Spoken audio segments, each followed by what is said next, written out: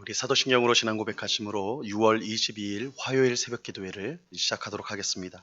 전능하사 천지를 만드신 하나님 아버지를 내가 믿사오며 그 외아들 우리 주 예수 그리스도를 믿사오니 이는 성령으로 잉태하사 동정녀 마리아에게 나시고 본디오 빌라도에게 고난을 받으사 십자가에 못 박혀 죽으시고 장사한 지 사흘 만에 죽은 자 가운데서 다시 살아나시며 하늘에 오르사 전능하신 하나님 우편에 앉아 계시다가 저리로서 산 자와 죽은 자를 심판하러 오시리라.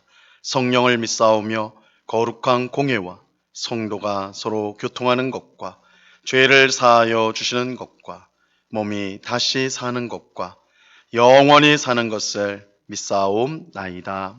아멘. 우리 찬송가 290장 우리는 주님을 늘 배반하나 우리 같이 찬양하도록 하겠습니다. 찬송가 290장 이전 통일 찬송가는 412장 찬송입니다.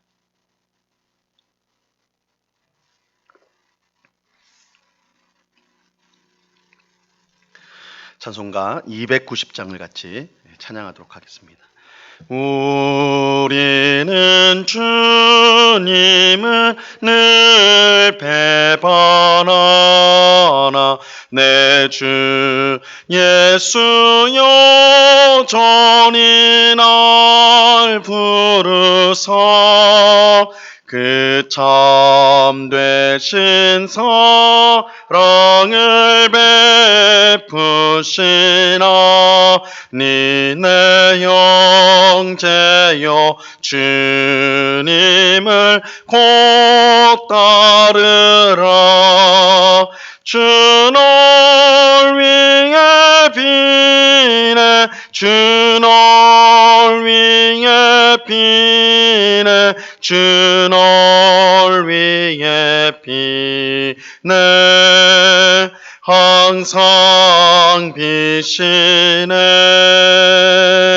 주께서 풍성한 은혜를 내려 내 영혼이 나날이 복 받으니 주 예수를 너희도 구주로서 여고 따르면 풍성한 목 받겠네.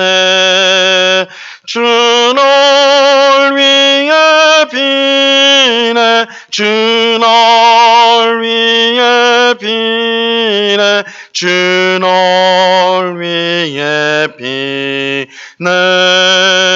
항상 비시네. 무거운 짐 지고 애타는 인생 주 예수께 돌아와 곧 쉬어라. 내 주 예수 너희를 돌보실 때에 참복락과 뉘가 넘치겠네. 주 널 위해 비네 주 널 위해 비네 주 널 위해 비네 항상 비시네. 아멘. 같이 기도하겠습니다. 참 좋으신 아버지 하나님, 오늘도 저희들을 단잠에서 깨워주시고 우리의 발걸음을 제일 먼저 주님 앞으로 인도하여 주심을 참으로 감사합니다.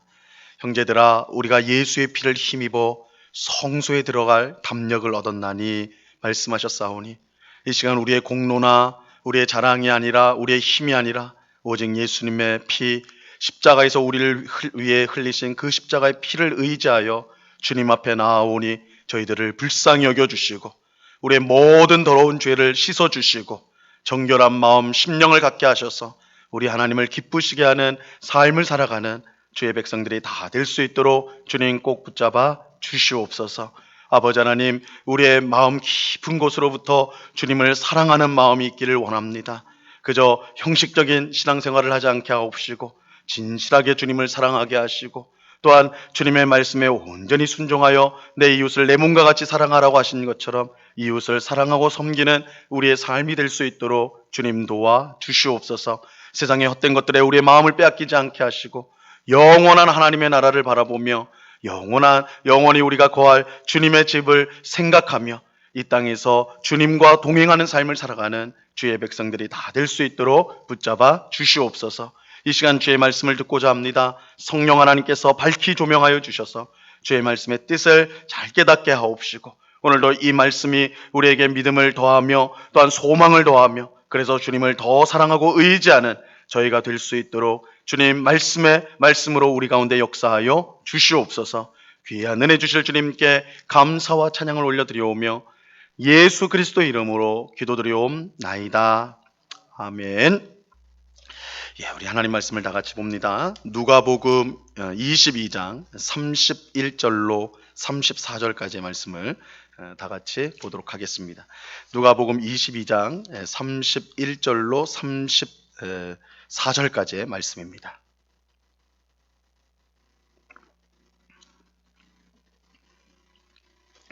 누가복음 22장 31절로 34절까지의 말씀을 우리 한 목소리로 다 같이 읽겠습니다. 시작. 시몬아 시몬아 보라 사탄이 너희를 밀가부르듯 하려고 요구하였으나 그러나 내가 너를 위하여 내 믿음이 떨어지지 않기를 기도하였노니 너는 돌이킨 후에 내 형제를 굳게 하라. 그가 말하되 주여 내가 주와 함께 오게도 죽는 데에도 가기를 각오하였나이다. 이르시되 베드로야 내가 내게 말하노니 오늘 닭 울기 전에 내가 3번 나를 모른다고 부인하리라 하시리라. 아멘. 예수님은 제자들과 유월절 식사를 하시면서 그 자리에 나를 배반하여 팔자가 있다라고 말씀하셨습니다. 예수님은 제자 중 하나인 가룟 유다가 자신을 배반할 것을 이미 알고 계셨어요. 하지만 아무것도 알지 못했던 제자들은 큰 충격 중에 우리 중에 과연 누가 예수님을 배반할 것인가, 누가 예수님을 팔 것인가, 그것을 서로 물었습니다. 그런데 누가 배반할 것인지를 이야기하던 제자들은 그들 중 누가 가장 큰 사람인가, 가장 믿음이 좋은 사람인가 인지를 두고 다투기 시작했어요. 아마도 서로 자신은 배신자가 아니다, 난 배신자가 아니다 서로 말하는 가운데 자신의 큰 믿음에 대해 말하다 보니 이러한 다툼이 생긴 것으로 보입니다. 그래서 처음에는 누가 배신자냐, 그러다가 나중에는 누가 우리 중에 믿음이 제일 좋은 자냐, 누가 예수님께 가장 소중한 사람이냐, 뭐 이런 식으로 이야기가 전개가 된 것이죠. 당시 제자들은 예수님이 곧 왕이 될 것이라는 그런 기대를 갖고 있었어요. 예수님이 왕이 되면 자신들이 모두 한 자리를 차지하게 될 텐데 늘 예수님하고 같이 따라다녔어요. 예수님의 선택된 제자들이니까 자신들에게 좋은 자리가 주어질 텐데 어느 누가 가장 높은 자리에 앉게 될지 그것이 그들의 관심사였어요. 물론 이것은 제자들의 철저한 착각이었죠. 예수님은 곧 왕이 되시는 것이 아니라 십자가에서 죽을 것이기 때문입니다. 예수님은 제자들이 기대한 것처럼 정치적, 군사적 메시아가 아니라 죄인들을 구원하기 위해 자신의 생명을 내어주는 그런 메시아였습니다. 아무튼 서로 누가 높은지를 다투는 제자들에게 예수님은 이 세상 나라와 하나님의 나라는 완전히 다르다라는 것을 가르쳐 주셨습니다. 세상의 임금과 권력자들은 사람 위에 군림하여 높임을 받지만 하나님 나라의 높은 사람은 스스로 낮아져 다른 사람을 섬기는 사람입니다. 이러한 사실은 하나님 나라의 왕이신 예수님을 통해 우리가 분명히 알 수가 있어요. 예수님은 하나님의 아들이며 하나님 나라의 왕이셨지만 사람들 위에 군림하여 높임을 받은 것이 아니라 오히려 사람들보다 낮아져서 그들을 섬기셨습니다. 이것은 하나님 나라에서 높은 사람이 어떤 사람인가, 하나님 나라에서 큰 사람이 어떤 사람인가를 분명히 보여주는 것이죠. 예수님께서 특별히 제자들에게 이 말씀을 하신 것은 제자들이 이제 새롭게 만들어질 새 이스라엘, 즉 교회를 다스리는 지도자가 될 것이기 때문입니다. 제자들은 세상의 임금과 권력자들처럼 성도들을 대해서는 안 되고 하나님 나라의 왕이신 예수님을 본받아 제자들을 섬기는, 성도들을 섬기는 그런 지도자가 되어야 하는 것입니다. 그런데 오늘 우리가 읽은 본문은 새 이스라엘 백성의 지도자가 될 제자들 가운데 첫째라고 할 수 있는 베드로에게 예수님이 하신 말씀입니다. 오늘 말씀은 베드로에게는 매우 충격적인 말씀이었어요. 31절 말씀을 보세요. 시몬아 시몬아 보라 사탄이 너희를 밀가부르듯 하려고 요구하였으나, 시몬은 베드로의 원래 이름이죠. 그래서 예수님은 시몬에게 반석이란 뜻의 베드로라는 이름을 주십니다. 그래서 이제 시몬, 베드로 똑같은 인물이에요. 예수님은 시몬아 시몬아라고 베드로를 부르시면서 사탄이 너희를 밀가부르하려고 요구하였다, 이렇게 말씀하셨습니다. 이것은 사탄이 베드로를 포함한 제자들의 믿음을 무너뜨리기 위해서 온갖 노력을 다한다라는 그런 뜻입니다. 여러분, 이 세상 어느 누구도 사탄의 시험으로부터 자유로운 사람은 없습니다. 심지어 예수님과 함께 있던 제자들조차 사탄의 시험에서 자유롭지 못했어요. 하지만 사탄이 아무리 맹렬하게 공격한다고 해도 성도는 두려워할 필요가 없습니다. 우리 주님 예수님께서 우리를 위해 항상 기도해 주시기 때문입니다. 32절 말씀을 보세요. 그러나 내가 너를 위하여 내 믿음이 떨어지지 않기를 기도하였노니 너는 돌이킨 후에 내 형제를 굳게 하라. 예수님은 내가 너를 위하여 내 믿음이 떨어지지 않기를 기도하였다 말씀합니다. 사실 아무리 믿음이 좋은 베드로라도 자신의 힘으로, 그의 힘으로 사탄을 이길 수는 없습니다. 우는 사자와 같이 맹렬하게 달려드는 사탄을 이길 힘이 우리에게는 없습니다. 하지만 우리는 우리의 힘으로는 안 되어도 주님께서 우리를 위해 기도하시기 때문에 결국 우리는 승리하게 됩니다. 예수님의 기도로 베드로는 사탄을 결국 이기게 될 것입니다. 하지만 베드로가 처음부터 모든 시험에서 이기는 것은 아닙니다. 예수님은 너는 돌이킨 후에 내 형제를 굳게 하라, 이렇게 말씀하고 있어요. 그래서 이 돌이킨 후에라는 말씀은 사탄의 공격으로 말미암아 내가 무너진 후에, 너가 무너지고 회개한 후에라는 뜻이에요. 사실 베드로는 누구보다 자신감이 넘쳤던 제자였습니다. 그는 예수님을 위해서는 목숨을 바칠 각오도 되어 있었어요.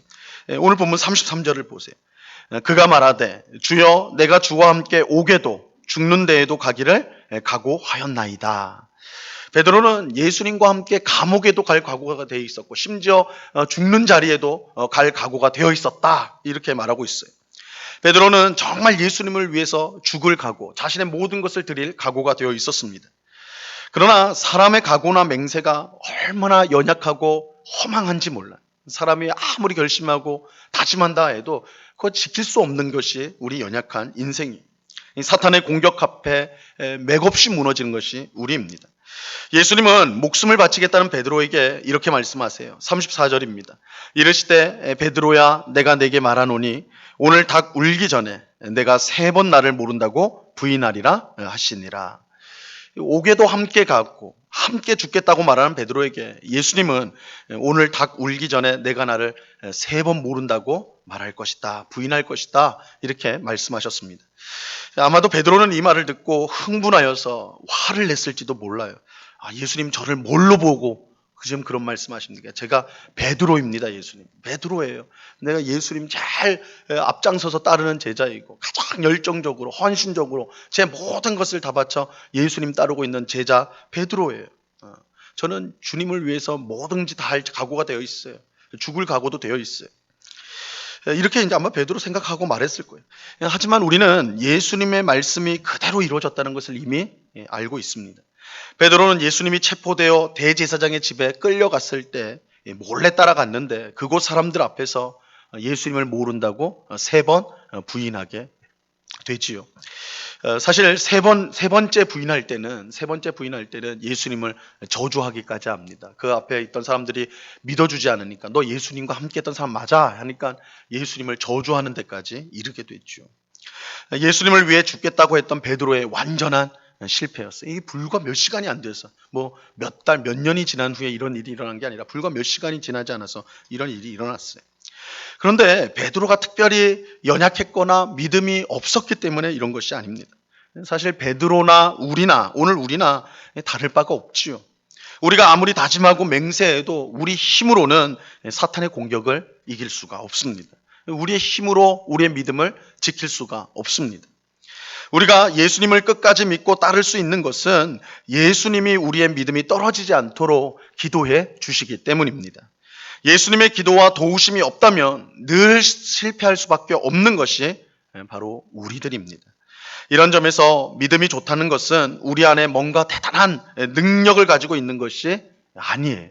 우리 가운데 내가 정말 나는 약속한 건 다 지키는 사람, 나는 맹세하면 반드시 해내는 사람이야.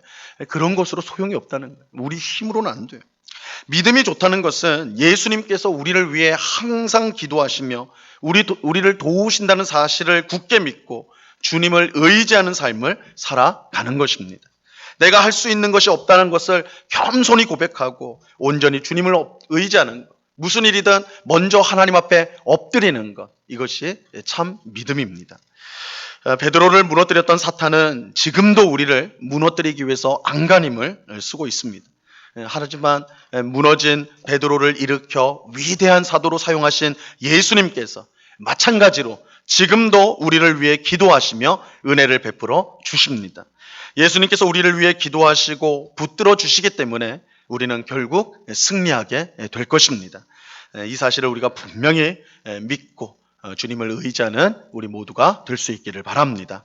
오늘도 우리를 위해 하나님 우편에서 중보 기도하시는 예수님께서 우리를 위해 기도하고 계세요.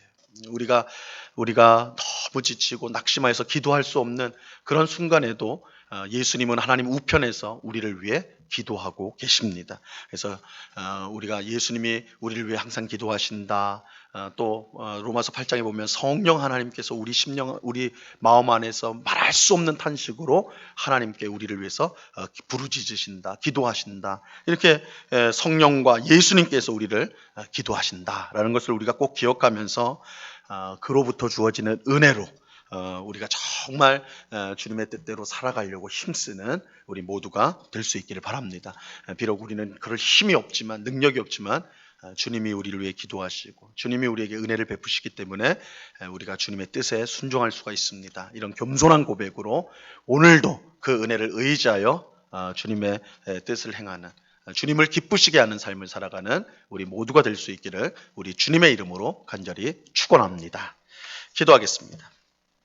하나님 아버지 감사합니다. 그 자신만만했던 베드로, 예수님 위해서 나는 감옥에도 가겠습니다. 심지어 함께 죽겠습니다. 이렇게 다짐했던 베드로지만 몇 시간이 불과 지나지 않아서 그런 나는 예수님 모릅니다. 나는 예수님 모릅니다. 예수님을 저주하고 부인하는 그런 베드로가 되었습니다. 베드로가 특별히 연약해서 믿음이 없어서 형편없는 사람이라서 그런 것이 아니라 사실 오늘 우리와 다를 바가 없습니다.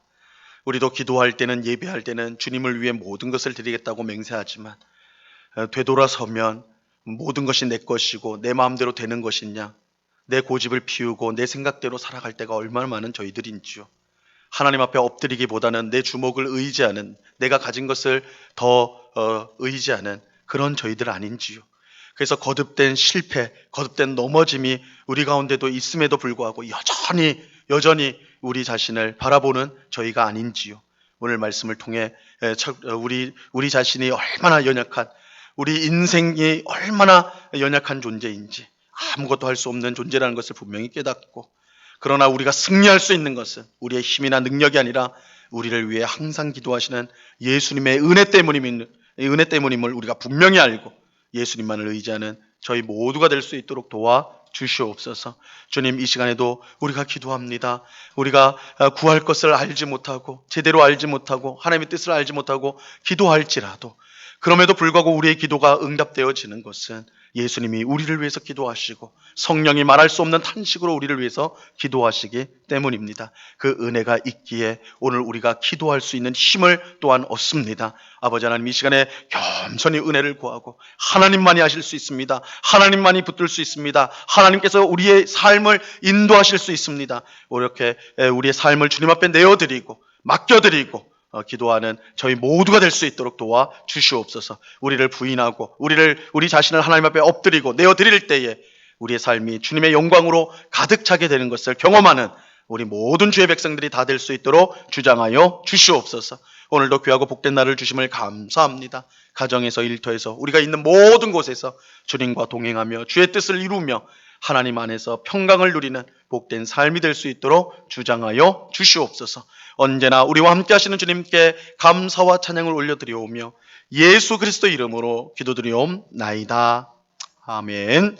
하늘에 계신 우리 아버지여, 이름이 거룩히 여김을 받으시오며 나라에 임하옵시며 뜻이 하늘에서 이룬 것 같이 땅에서도 이루어지이다. 오늘날 우리에게 일용할 양식을 주옵시고 우리가 우리에게 죄 지은 자를 사하여 준 것 같이 우리 죄를 사하여 주옵시고 우리를 시험에 들게 하지 마옵시고 다만 악에서 구하옵소서.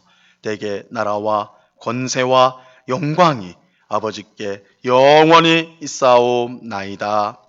아멘.